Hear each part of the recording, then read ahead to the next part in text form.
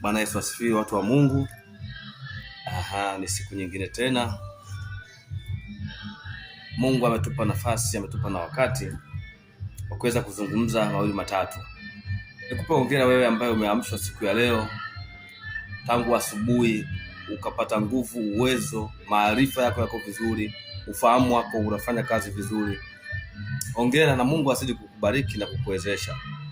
Naam, usisahau kuwa kwamba kuna wengine hawakupata hiyo neema ambayo umeipata wewe leo. Ni vizuri kumshukuru Mungu. Amen. Mungu akupe moyo wa kumshukuru. Leo tutatamani kusoma kidogo kitabu cha Luka sura ya 5 ili tuone kitu kidogo. Maandiko yanasema katika kitabu cha Luka sura ya 5, ikawa makutano walipomsonga wakilisikiliza neno la Mungu, yeye akiwa amesimama kando ya ziwa la Genesareti. Makutano ni nani? Makutano ni watu ambao hawa bado hawajaokoka, hawamjui Mungu ni nani au Mungu ni nini, au hata kama wanajua lakini hawana ufahamu wa ndani juu ya habari za Mungu.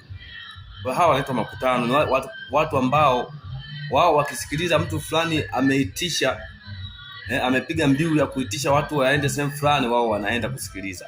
Kwa hapa Tanzania tuseme kama vile wanasiasa wanapoitisha mikutano, mfano anaweza kawa ni Mheshimiwa Rais akasema siku fulani, au likapisha tangazo kwamba Mheshimiwa Rais atakuwepo sehemu fulani siku fulani.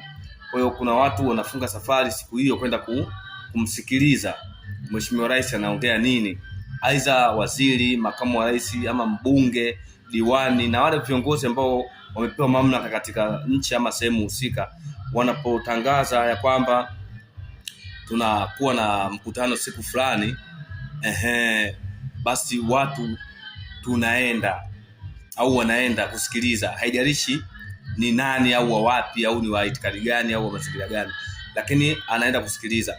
Yule anaenda kusikiliza ndio anaitwa makutano. Sasa anaendelea mstari wa 2. Anasema, akaona vyombo viwili vimekaa kando ya ziwa, lakini wavuvi wametoka wanaosha nyavu zao. Maana muda wa kuvua ulishapita. Wametoka wavuvi, sasa wanaosha nyavu. Mstari wa 3 anasema, akaingia katika chombo kimoja ndicho chake Simeoni, akamtaka akipeleke mbali kidogo pwani, akaketi akawafundisha makutano alichomboni.